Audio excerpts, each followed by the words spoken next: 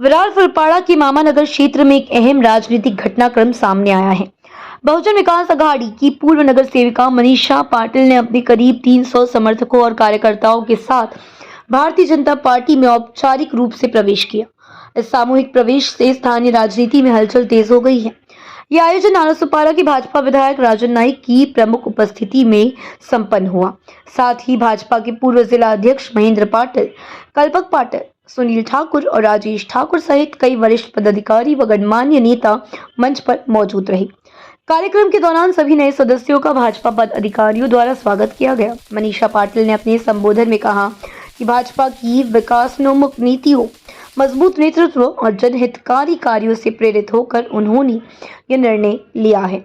उन्होंने विश्वास जताया है कि भाजपा के माध्यम से विरार क्षेत्र के नागरिकों की समस्याओं को और प्रभावी ढंग से उठा सकेंगी।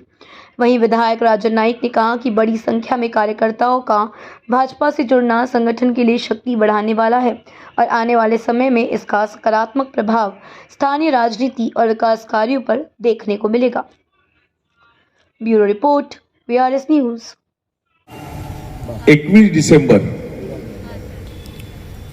आणि वर्षातला सर्वात लहान दिवस, बरोबर ना? पण माझ्या दृष्टीने तो सर्वात मोठा दिवस आहे। सर्वात मोठा दिवस अशासाठी की या मामा नगरामध्ये आल्याबरोबर मामाचं दर्शन झालं, इथे आल्यावर खंडोबारायाचं दर्शन झालं आणि इतक्या माय भगिनीचं, भावाचं, माझ्या सगळ्यांचं दर्शन झालं। हा माझ्यासाठी सर्वात मोठा दिवस आहे आणि डांगे साहेबांचं अतिशय चांगलं सूत्रसंचलन। त्यामुळे ज्या दिवसाची मीच वाट बघत होतो डांगे साहेब, म्हणजे मनीषाताईंना भेटल्यानंतर आमचं सुरुवातीला फोनवरती बोलणं झालं। मामा जेव्हा गेले तेव्हा मी इथे आलेलो, इथे विठ्ठल पाटील उमेश वगैरे आहेत, त्यांच्याही घरी माझं आणि त्याच्या घरी जाणं येणं नसायचं, परंतु फार काय इथे माझं येणं नसायचं।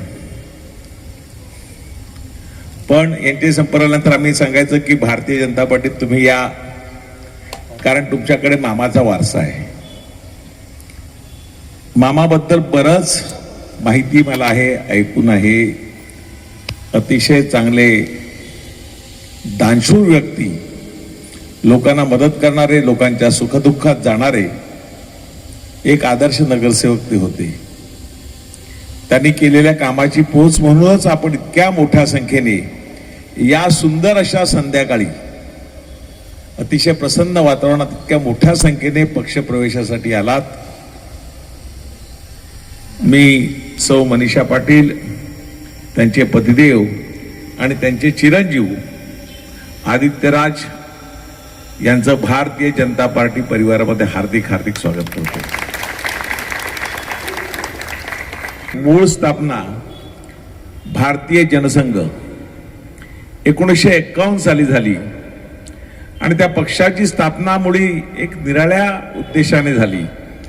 त्यावेळचे केंद्रात मंत्री असलेले डॉक्टर श्यामाप्रसाद मुखर्जी हे केंद्रात मंत्री होते, पण देशात त्यावेळेला चाललेलं जे अराजकता होती, पाकिस्तानमधून येणारे लोंढे होते, त्यांच्यावर होत असलेला अन्याय होत होता आणि एकंदर परिस्थिती बघता तत्कालीन संघचालक पूजनीय डॉक्टर गोलवलकर गुरुजी यांच्याकडे ते गेले आणि त्यांनी सांगितलं की मला अशा एका पक्षाची स्थापना करायची आहे जो देशासाठी काम करेल, तो रांगेतल्या शेवटच्या माणसासाठी काम करेल, तो दीन दलित, गरीब, शोषित, पीडित, वंचित ह्यासाठी काम करेल, असा पक्ष आपल्याला स्थापन करायचा आहे आणि त्यासाठी तुम्ही मला मदत केली पाहिजे असं डॉक्टर गोलवलकर गुरुजींना सांगितलं। गोलवलकर गुरुजी हे राष्ट्रीय स्वयंसेवक संघाचे द्वितीय सरसंघचालक होते। संघाचा आता शताब्दी वर्ष आहे, 100 वर्ष संघाला झाली। तुम्ही त्याचा गुगलवरती याच्यावरती शोध घ्या, संघ काय आहे ते। पण भारतीय जनता पार्टी मूळ जनसंघ असलेल्या संघाची स्थापना ह्यासाठी झाली। पुढे जनता पार्टी आली, जनता पार्टीमध्ये द्विसदस्यमुळे भारतीय जनता पार्टीची 1980 साली स्थापना झाली। मुंबईला बँड्रा रिक्लेमेशन मध्ये 6 एप्रिल 1980 मध्ये भारतीय जनता पार्टीची स्थापना झाली.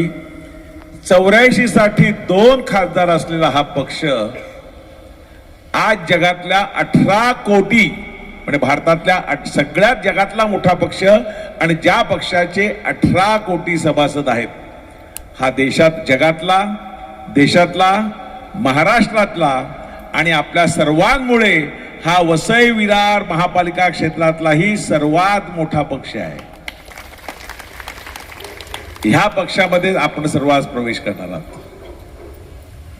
1 वर्षापूर्वी 20 तारखेला नोव्हेंबरला मला बरेच जण ओळखती नव्हते, पण त्यांनी सोशल मीडिया असेल, प्रिंट मीडिया असेल, व्हॉट्सअप असेल किंवा बॅनर असेल, होल्डिंग असेल, पोस्टर असेल, माझ्या पॅम्पलेट असेल, यातून मला बघितलं आणि मोठ्या विश्वासाने त्याने कमळाचं बटन दाबलं आणि आमदार म्हणून एका सामान्य शेतकऱ्याच्या मुलाला आपण सगळ्यांनी विधानसभेत पाठवलं.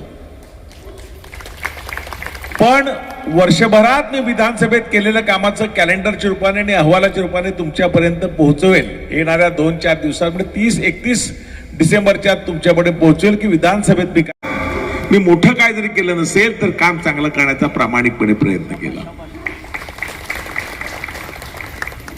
एक दीड वर्षापूर्वी ज्या हॉस्पिटलचं भूमिपूजन झालेलं, त्या हॉस्पिटलचं भूमिपूजन सुद्धा जागा महापालिकेच्या नावावर झाली नव्हती. ती जागा महापालिकेच्या 22 कोटीची जागा महापालिकेच्या नावावर विनामूल्य केली. 563 कोटीचे रेल्वे उड्डाण ब्रिज मंजूर झाले आणि त्याचं काम आता चालू होईल. हायवेतून येणारे रस्ते 65 कोटीचा ITI म्हणजे आता वाढवड बंदर होत आहे आणि इथल्या भागातील लोकांना म्हणजे लहान तरुणांना ते सुशिक्षित व्हावेत, ते वेल ट्रेन व्हावेत, म्हणजे आपल्याकडे ITI झाला पाहिजे म्हणून मी आदरणीय मंगलप्रसादजी लोढा यांना विनंती केली आणि 65 कोटी रुपयाचं ITI, जी जागा विरार पश्चिमेला जी जागा आहे तिथे ITI आपलं होत आहे 65 कोटी रुपयाचं. पावसाळ्यात पाणी साचतं, त्यासाठी होल्डिंग पॉईंटसाठी 50 कोटीची मागणी करणे ती मंजूर झाली. जवळ 300, 200, 250 म्हणजे 272च्या आसपास विकास कामं, निरनिराळे विकास कामं, छोटी मोठी असतील, रस्ते असतील, गटर असतील, नाले असतील, हे गेल्या वर्षभरामध्ये मी केले. अनेक कामं असं यापुढे करायची आहेत. मी इथे आल्यानंतर विचारलं की बाबा ह्या एरियामध्ये काय आवश्यकता आहे, तर इथे रस्ते, लाईट आणि पाणी, बरोबर ना, हा तर तुमचा हक्क आहे.